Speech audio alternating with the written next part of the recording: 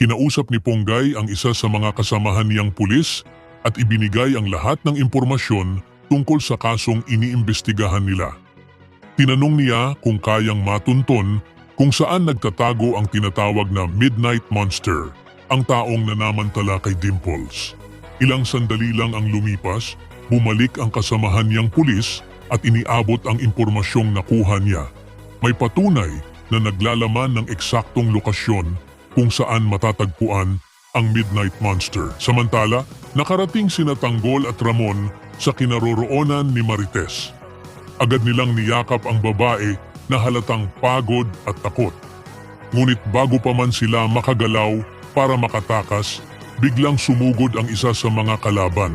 At doon nila napagtantong na diskubre na pala ang kanilang pinagtataguan. Hindi nagdalawang isip si Tanggol. Mabilis niyang sinugod ang mga kalaban, nakipagbarilan, nakalapit at isa-isang pinabagsak ang mga humaharang sa kanila. Pagkatapos ng unang sagupaan, agad niyang inaya sina Ramon at Marites na tumakas sa bintana at umakyat sa bubong para makaiwas sa mga papalapit na tauhan ni Rigor. Pagkatalo ni Tanggol pababa, naiwan muna sina Ramon at Marites sa ibabaw. Sa lupa, sinalubong ni Tanggol ang mga kalaban.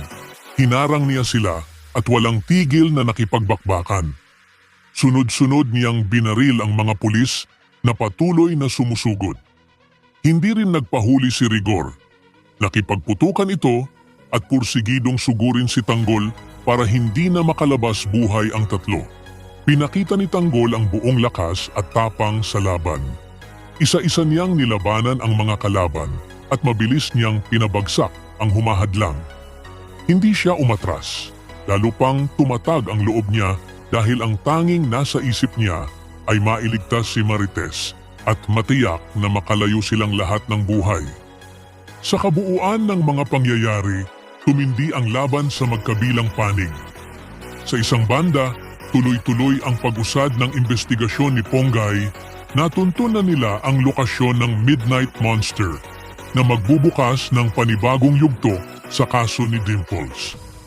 Sa kabilang banda, sumiklab muli ang tensyon sa pagitan ni Tanggol at Rigor. Habang desperadong inililigtas ni Tanggol at Ramon si Marites, mabilis ding nakakilos ang mga tauhan ni Rigor na agad nakadiskubre sa kanilang pinagtataguan. Hindi nag-atubili si Tanggol at buong tapang siyang humarap sa panganib. Nakipagbarilan, nakipaglaban at inuna ang kaligtasan ni Ramon at Marites. Habang tumitindi ang sagupaan, lalo ring naging agresibo si Rigor. Determinado siyang tapusin ang lahat ng koneksyon ni Marites sa pamilya nito. Sa huli, ipinakita ni Tanggol ang kabuuan ng kanyang lakas at tapang. Kahit pa walang tigil ang pagdating ng mga kalaban, hindi siya umatras at mas lalo niyang pinatunayan na handa siyang ilagay sa peligro ang sarili para sa mga mahal niya sa buhay. Sa harap ng panganib, lumutang ang dalawang nagkakasabay na kwento. Ang paghahanap ng hustisya ni Ponggay para kay Dimples at ang patuloy na paglalaban ni Tanggol at Rigor para sa buhay at pamilya. Ibahagi ang inyong saloobin sa comment section.